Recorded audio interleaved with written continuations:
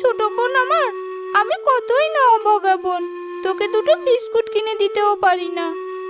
আরে বাবু, তুমি শুধু শুধু মন খারাপ করো না। সবার ভাগ্য তো আর একরকম হয় না। যারা বড়লোক তারা নিশ্চয় যা ইচ্ছা খেতে পারে, আমাদের ভাগ্যই হয়তো নেই।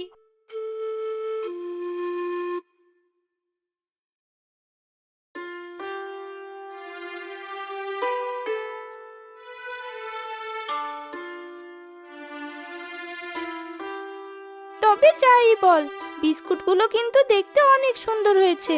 দেখে বোঝার কোনো উপায় নেই এগুলো মাটি দিয়ে তৈরির বিস্কুট। তোমার মনে আছে গতকাল ওই মহিলা আমাদেরকে একটা পাথর দিয়েছিল? এক কাজ করি, চলো এই পাথরের কাছে আমরা মনে মনে বলি এই বিস্কুটগুলো যেন সত্যি সত্যি বিস্কুট হয়ে যায়। মহিলা কি বলতে কি বলেছে, আর তুই এসব বাজে বাজে কথা ভাবতে শুরু করেছিস? না না, এসবের কোনো দরকার নেই। তারপর আবার কোন বিপদ হয় তার কোনো ঠিক নেই। আহা, আগে কেন এত বেশি ভাবছো? এমনও তো হতে পারে আমাদের মনের আশা পূর্ণ হয়ে গেল।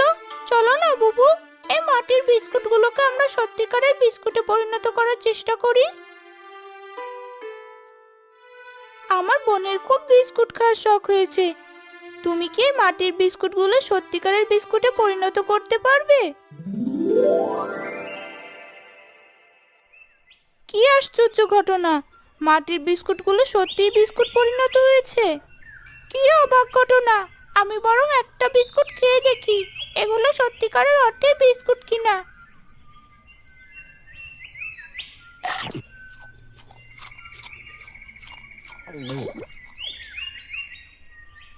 আরে বুবু, এ তো সত্যি সত্যি বিস্কুট।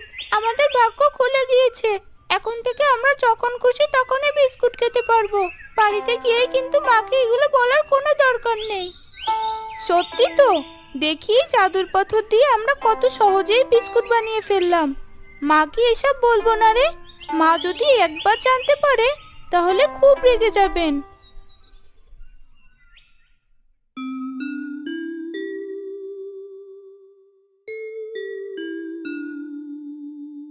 ও ফাতেমা, কোথায় গেলে?